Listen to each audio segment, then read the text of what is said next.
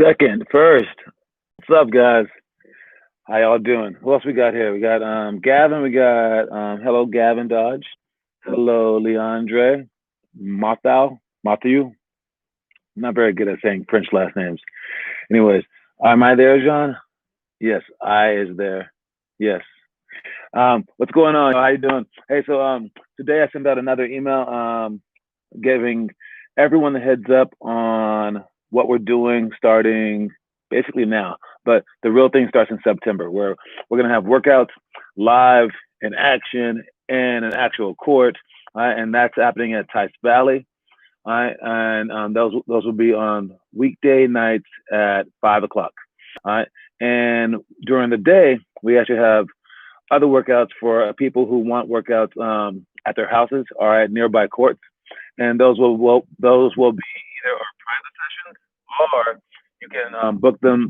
You can like book the entire month for a discount, and you can book those through our P classes. So I'm calling those P classes. It all depends on your schedule. So you guys should have had your school schedules by now. Some of you guys get out at noon. Some of you guys have time like that. Some of you guys don't have time. So depending on what time you have, you can fit in wherever you can get in.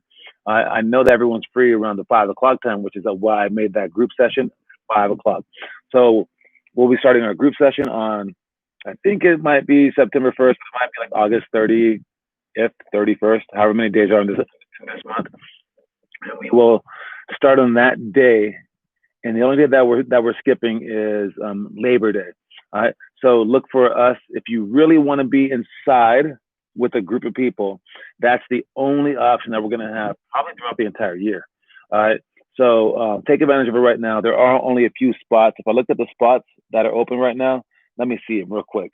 If you go to our site and go to the PE class page, it's right on the main page. If you click on PE classes, you can scroll down to see how many people have taken the spots. So the 5 o'clock hour for, let's say, September, on Mondays, 6 of the 12 spots are already taken. So there's no more spots after 6 more people join. So 6 of the 12 have been taken. So there's spots for 6 more people. We're going to have 4 people per court, and we have 3 courts.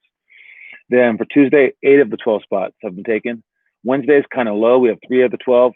Thursday is 6 of the 12, and Friday is 6 of the 12. And every month has fewer people, but there's someone in each spot. So there's still time available, but I just sent out the email to everybody. So those should be filling up soon. So if you guys want in, tell your parents. But again, I will also come to your house during the hours of either 7:30 in the morning, 9, 10:30, or 1:30. I skip the 12 o'clock time so that I can eat some food. Thank you very much. All right. But outside of those hours, I can come to you. You can make it cheaper by getting your friends together and having 4 people max. You could have a workout at your place, and you guys could split the cost. It's slightly higher, but it's cheaper per person if you guys do it in a group of 4. And then what else do I have? Oh yeah, and if you do the workout at Tice Valley, it's cool that we're indoors. It's cool that I'm right there to help you out. It's cool that that you're with other people, but it is going to just be our shooting workout. All right. So when we have to keep our distance. If you get a group of friends, however, to do another workout, it's a little bit more costlier, but I will come to you. So that's easier. And 2, you will also be able to have any kind of workout that you want. So if your parents allow one-on-one, you guys can do that. At the Tice Valley, we're not playing one-on-one or 5-on-5. So that's the difference. Is there's positives and negatives for each. Just decide what you want to do. I signed up for the Tice Valley on Monday. I know you did. Good job with that. I saw you on there. What's up, Blake? Who else do we have here? We have Gabby. Hi, hey, Gabby. And we have Cameron. What's up, Cameron? Cameron just did a workout today with Ian, and we went over some of this stuff, but I'm going to go over the rest of the stuff with you right now. All right. Here we go. Let's start with the quote of the day is knowledge is power. All right. And I know for the Tuesdays and Thursdays especially, we talk a lot about team stuff, and a lot of that stuff's just knowledge. I did a workout earlier today again with Dylan Devaney and his brother Steven, and a lot of us standing around listening, right? But I'm saying stuff that will give you tools that many people won't even try to give you. So I was better than I am right now when I was like 21 years old. because I was younger. I could jump way higher. I was faster, everything. But I, if I went in a time machine, could beat that guy because I'm 17 years older and I'm 17 years smarter. So I just know more things. So even though that guy was better than me at dribbling, better than me at shooting, everything, I can still beat him because I have more experience. So with the Tuesdays and Thursdays, I'm trying to give you guys experience without having to actually go through the experiences. So these are very knowledgeful days. Some people might see that as boring. Some people might see that as cool because they don't want to work out. But you need both. You need the hard days where you're going hard, hard, hard, and then you need the days where you're studying back and learning. This is that kind of day. There are a few things that we have for our warm up. We have a few workout drills, but then by the end, after that one, we have what is it? Running plays, I think it is, or is it? I think I call this one offensive comprehension. And then we have an offensive drill, then defensive comprehension, then we have a scenario, and then after that we have our scrimmage plays. All right, so I'm going to go over that and I'm going to lump them together. So I'm going to show you guys all three warm-ups from the elementary school, middle school, and high school, and then we'll keep going in that order right there. So we're going to take it piece by piece. All right, but know that knowledge is power, and I'm trying to give you guys some power right now. All right, John, when are we having actual practices? Actual practices where we're in a gym playing and hitting each other, things like that, as soon as the country allows me to. So you got to ask Trump, you got to ask Newsom, you got to ask them, you got to ask the virus. I mean, you got to ask people. I do know. I mean, I don't know a lot because I'm not a virologist, which is a person that studies viruses. But I do know that there is a virus, right? And you could catch it and you could die. So we need to protect some people who could die, right? As minimal as a chance, big as a chance, who knows, right? But I will say this. If we all just like, which it won't happen, but in China, they forced everyone to stay on the inside. If you came outside, you got fined. And then if you did it twice, they locked up your door. And they got rid of it a lot faster than we did. It kind of came back though, but if everyone just chilled, we would get through this so much faster. But people aren't, and that's their choice. So I don't know how long it'll last, but once the vaccine comes out, then I guess we're good to go. So, well, school volleyball starting soon, so we should be able to hit the gym again. Maybe. We'll see. I wouldn't mind being in the gym today. If they open it up today, I would be right in there. But just know that we are in a gym at Tice Valley, so we're doing that there, and then we are at our home. I think the only difference between the back door or the backyard workouts and the actual workouts that we used to have are one, you get to shoot indoors so that your ball doesn't kind of blow in the wind. But two, you get to have a team. So on our Tuesday and Thursday workouts, you get to have a team. Three, I mean, you could argue that we don't play one-on-one, but you can always find your friends to play one-on-one with them. So you're not missing too much. John, we need games. Yeah. We are also missing games. And I'm looking to have games starting in September still. I don't know if that's going to happen though, but I've already signed up and I've already paid for MVP flight. We're going to find out about that soon as well. So, but know that getting better is our main goal, and there's nothing stopping you guys from getting better. There is something stopping you guys from having fun because you won't be with your friends as much and that. But to me, I mean, if you had to order them, getting better at basketball and having fun, literally getting better at basketball is more important to me. But that's probably why I got a lot better at basketball. I was a weirdo. Some people, it's the exact opposite, where they want to have fun, and then if they happen to get better, they will. I implore you guys, try to see it the other way, just for now. And because if you can get better right now, and you can work right now, while the fun option isn't even there, you can't even have fun. It's not even a possibility.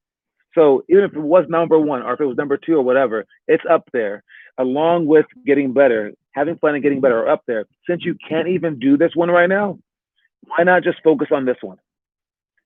Instead of complaining about where's that one, you're just ignoring this one. It's like you have food and this is like, I don't know, Doritos, and this over here is pizza. Someone stole all your pizza and you're just dying right now and dying, and you're just looking at the Doritos every day, but you're not taking them, you're not eating them. You're like, oh, too many Doritos are bad for me. No, eat the Doritos to survive. And if you can do that, you can work harder right now. In the end, when the fun comes back, you will be able to have so much more fun because you're actually a better basketball player. So you can spend this time arguing about it, or you can spend this time saying, wait, I do like both working out and having fun. But since I can't have fun, I need to go double up on the work. And then when you get back, instead of averaging 3 points a game, you average 20. Now you're having a lot more fun. And that brings me back to TJ Warren, who before the bubble, back in the regular season, he was an average player. And during quarantine, he worked his butt off, obviously. Now he's like averaging like 40 points a game. He got held last game by the Miami Heat, though, but I mean, that dude is having a lot more fun than he would have ever without this quarantine. So make sure that you're like him. Be like TJ Warren, all right? Anyways, knowledge is power. Let's start with the elementary warm up. The elementary warm up is one-on-one cutthroat. That's where you pass the ball up, you play a one-on-one, and you get three dribbles max. You try to score. For the middle school warm up, we would be doing swoop layup chase.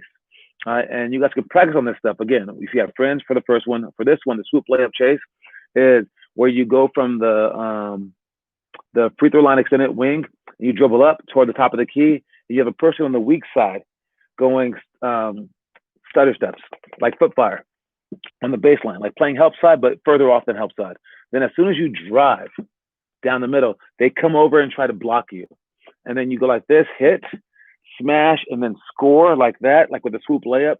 And they should try to block you. If they do block you, then the next time they need to get further away.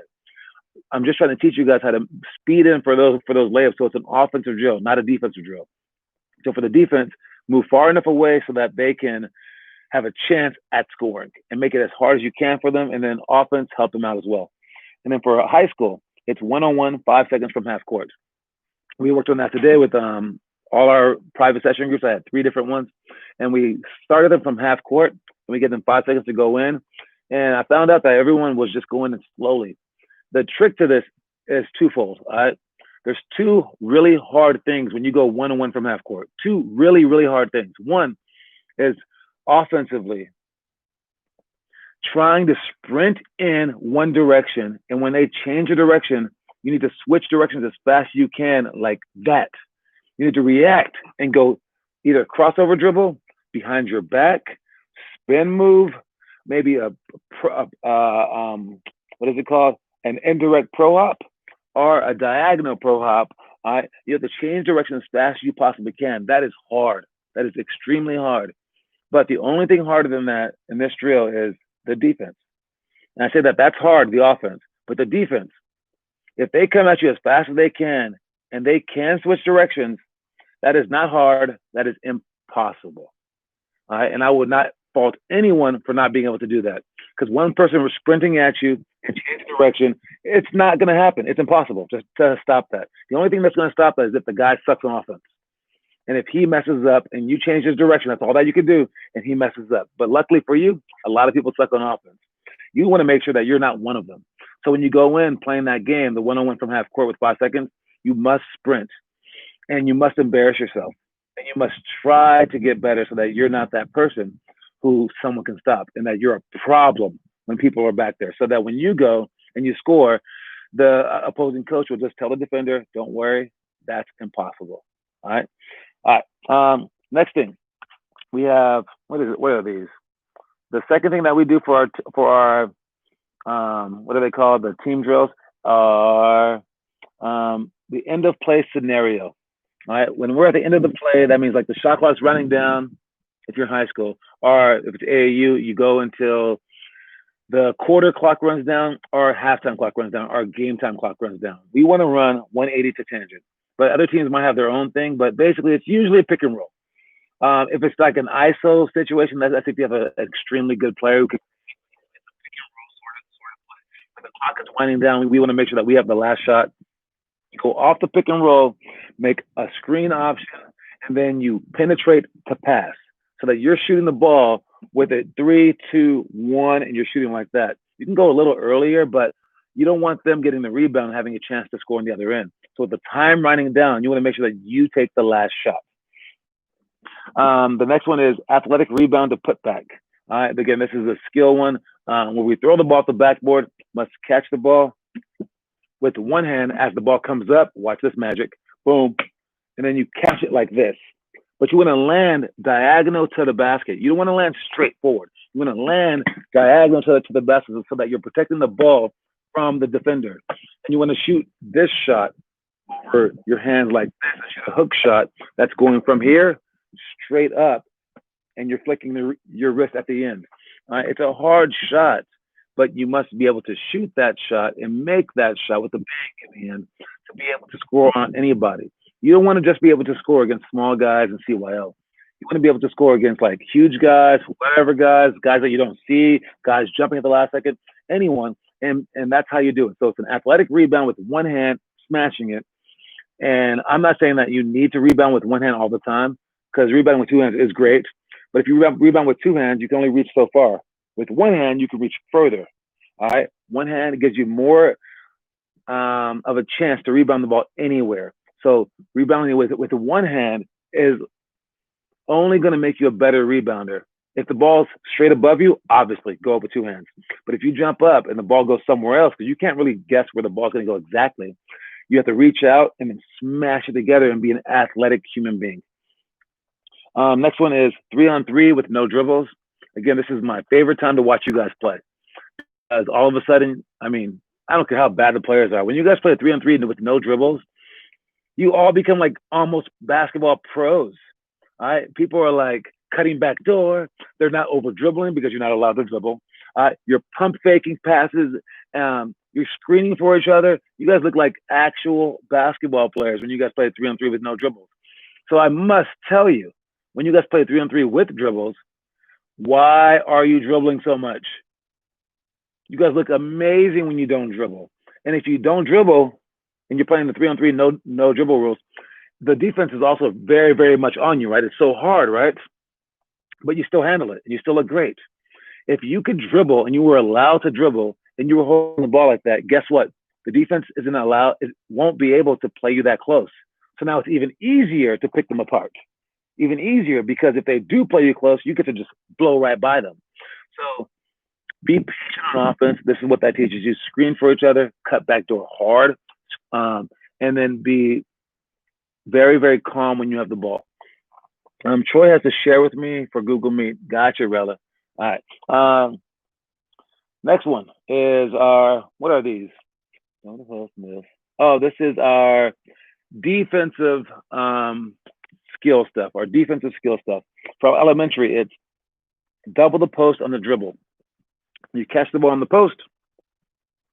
You don't want to come double team right then. That's too easy a pass. But when they take a dribble, the weak side post player or the weak side wing, either one, can come over and help. It's very important that the person that's guarding them doesn't reach for the ball and doesn't try to block their shot and jump. That person's job is to stay in between them and the basket to make the post player shoot a hard hook shot. That's your only job. If he makes it every time, it's not your fault. You just stay low, chest to him, and make him shoot that hard hook shot that you can't make when you're by yourself. So, I mean, if he can make it again, get his autograph, right? But everyone else, it's their job. Weak side guy coming over, it's his job to block the crap out of that shot. It's his job. LeBron James got a great block yesterday off that. Someone had a big rebound, Millsap, and he went up for a shot, and LeBron James came out of nowhere and just smacked it to like the fifth row. That's when you block shots. You don't block shots when you're guarding the man. And then when you get steals, the other person will get the steal. You don't want to go reaching your hands in there, but when someone else comes over, they can take the ball, but only on the dribble, so be patient on that.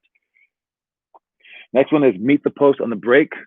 That's when they come from half court, and it's a big guy. You don't want to wait. You don't want to sprint down to the block and wait for him to come down and post you up. You want to stop him on the elbow. So when he's sprinting down, and you hit him, or you steer him toward the middle. You don't let him cut in front of your face, just like any time on defense. You make him go behind you so that you can keep your eyes on the ball, and then you confront him. But either way, you meet him on the free throw line. So if he does hit you, he hits you there. And then he tries to post you up from the free throw line. And then he bats you down slowly. But then in the end, he doesn't get that close to the basket. If you meet him on the block and it's a big guy there, he's going to back you down underneath the basket. So you have to realize the difference between those two things. You want to meet the post early on the break, make him go behind you so that you can three-quarter front him, or just hit him and keep him high, keep him away. And then the last one is post positioning on the swing. That's understanding where you're supposed to be, no matter where the ball is on the wing, top, or the opposite wing. When the ball's on the wing, you want to be fronting the post with your back of the hand on his chest, like this, and this hand up, turned toward the offensive player, and your feet, they want to be straddling the defender, so that if they have the ball on this side, you're in front of them. If they swing the ball, you're in front of them. You want to be in the middle of him, straddling him like that, because if you play completely in front of him and they swing it, he can now turn around and box you out, and they could pass the ball along, or he has a rebound. You're going to play on the top side of him, straddling him. As they swing it to the top of the key, you want to jump off so that you're in the passing lane, but not near your man. You don't want to be touching him then, because that's when he can get a duck in. And then if they swing it again, or as he sprints up, you want to give some room and then stop him again, just like meeting the post. As they swing it, you do the same thing. You jump off. As he comes, give him some room and then stop him. As he goes down to the opposite post, you follow him. Then you keep your eyes toward the ball, and then you turn the opposite way, and then you straddle him on the opposite side. So that's the post positioning. I know it's hard to just hear from my words, but if you're smart, you kind of understood that. So hopefully you're kind of smart. And then the last one, that was the last one. Now we'll get to our motivational story. That sometimes we make the process more complicated than we need to. We should never make a journey of 1,000 miles while fretting about how long it will take or how hard it will be. We should make the journey by taking each day, step by step, and then repeating it again and again until we reach our destination. I had a workout at Joaquin Moraga, and I pointed to a mountain.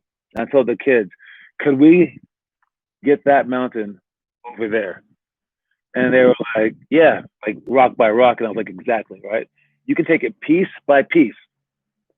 And you can't think, oh, this is going to take forever. Nah, you got to just do what you can that day. Any day, you do what you can. And you just keep going. And then you make moving the rock just like part of your life, right? Piece by piece, every day. And yes, if you happen to love moving rocks, happen to love shooting basketballs every day, happen to love doing dribbling drills, yeah, you're going to be great.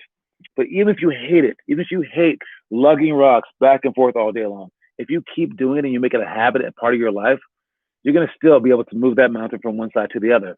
And out of the two people, the person naturally loving basketball who goes, oh, I can shoot all day. I love this. It makes my heart sing. And the person who's like, I hate this, but I want to be great, so I'm going to do it anyways. I think the person that hated it deserves more credit, honestly. I mean, because you don't even want to do it. And you did it because you wanted to be great at basketball. You both are doing it because you want to be great at basketball. But this guy, he just happens to love dribbling, shooting, running, things like that. He's a weirdo. All right. He loves every moment of practice. And he can like shoot for 8 hours a day without even thinking about it, just like we can play video games. But you hate when coach says get on the line to run. You hate that we have no basketball games right now because that's the one part that you like. You hate this practice stuff. You don't love it. You're not having the time of your life right now in quarantine because you're like, I can't do what I love.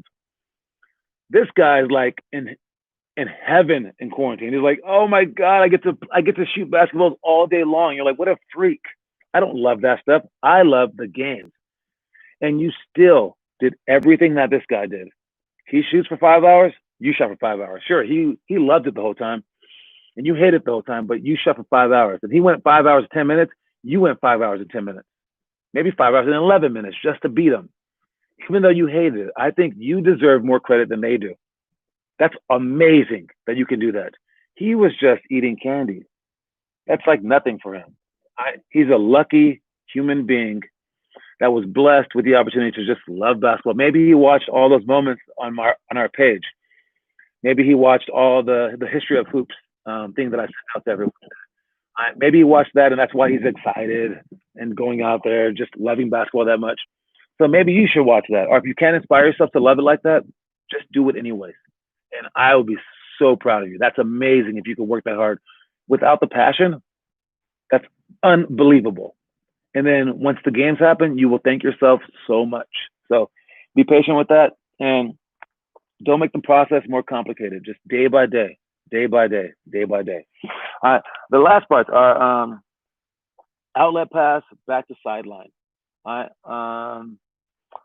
That is when we get the rebound, and I said this to Cam and Ian. When we get the rebound, how often does the other team stay down here and take the ball from us? That happens because we don't have our elbows up for the rebound and we don't pivot and make strong passes. All right. And then the other way is how often do we, when they get the rebound, do we stay down there and try to guard them full court? Then they pass the ball and go right around us and score layups. And I'm screaming, get back, get back, get back the whole time. So what that means is one, get back when they get the rebound. Dude, just run back. Stop guarding them full court. And then two, when they guard us full court, you get your elbows up, you pivot, and you beat them full court, and you have their coach screaming, "Get back, get back, get back." But that's the easier part. The hard part is being the outlet. The outlet is the guard who, right when he gets the rebound, sprints out in a straight line, puts his butt to the sideline so that his back is to the sideline so he can see everybody, and then defensive slide, but on offense, up the sideline and ask for an outlet pass. Then when that pass comes, you catch it so you can see ahead. You already know who's open down there, or if they're not open, you already know if there's a defender coming, or if there's not. You catch it, rip the ball down low, step long, and throw the ball longer, and then you're gone. Right? That's how you call for an outlet pass, but you must also call for it, like I just said. You want to scream ball or outlet, like as loud as you can, so that they know where you are. And if he isn't able to make that pass to you, you can sprint back to get the ball because your body's already turned toward him. So outlet pass, back to the sideline. Sprint, be loud, overhead pass, and do a stride dribble. Next one is all out deny great players. Make sure that we, if we have a great player on the other team, you want to get into him and just lock him down. Don't even watch the game. Just lock this person down. Don't get confused about anything. You have to stay focused, and then, basically just make him touch the ball 0 times. If he does and he drives, we'll come with a double team, but make sure that doesn't even happen. And then the last one is unintentional foul. We talked about this one last time. If we need to foul, you need to go for the ball. And if we're down and we need fouls, you need to foul earlier than the last 20 seconds. If you see that we only have 2 fouls, talk to your coach. You will seem like the smartest guy ever. And tell him, hey, we only have 2 team fouls, and we're down by 3 with 2 minutes left. Should we get our fouls up just in case we need our fouls up? If you only have 2 fouls with 20 seconds to go, and the other team's up by even 1, you're not going to be able to foul them enough time to put them on the line with the 17 fouls. Not in time. So you need those fouls up to like 5. So if you only have 2 fouls with like 2 minutes to go, put someone in who's not in foul trouble, get 3 quick fouls just to put the game as a possibility so that in case you want to be able to foul them and put them on the line, that's when you can do it. Last one is missing free throws on purpose. Either for a late game situation with the lead or if you need to score. So if you need to score, it's funny. Okay, you miss free throws on purpose for these 2 reasons. One, if you need to score, you miss it on purpose by, I would say, throw with arc and try to bank it to the right or to the left of the rim. Bank shots for straight ahead are hard enough anyway, but bank it to the right or to the left so you can hit the backboard, then the rim so it can bounce up. Some people like to throw it straight, but that one's so hard. It doesn't give your team a chance to go in for the rebound. Once you get the ball, if you get the ball, either score it if you were down by 1 or 2, but if you're down by 3, you want people spotting up during the shot, not scrambling, trying to get open the last second. And then the other reason that you could do it is if you have the lead. This is funny, okay? So if you are winning by, let's say, 1 point or 2 points or 3 points, whatever, and there's 1 second left, All right. Sometimes, not all the time. Uh, you can, if you made the shot, they could take the ball out of bounds, throw it long, and then get a 3-pointer to try to tie you or beat you or whatever. But if you miss the shot on purpose, now, right when they get the rebound, they have no timeouts. Their back is to the basket, and that's such a harder shot because now they can't throw it long for an easier shot. All right. So missing the shot in that situation is actually better. It's weird. All right. But anyways, that's all that we have today. I'll see you guys in 30 minutes for the isolation workout. If you guys have any questions, you can always ask. The questions were good today. So keep bringing those. And again, have your parents check their email. So if you guys want some private sessions, you guys can have them. If you join the isolation workouts, you can have those. And if you want some, oh yeah, some PE classes, you can do it as a pod. All right. Good luck with the start of school, you guys. I think it starts Wednesday for the Ream kids. That's next Monday for some other ones. But I'll see y'all soon. Bring it for the isolation workout. Work your hardest. All right. Peace, guys.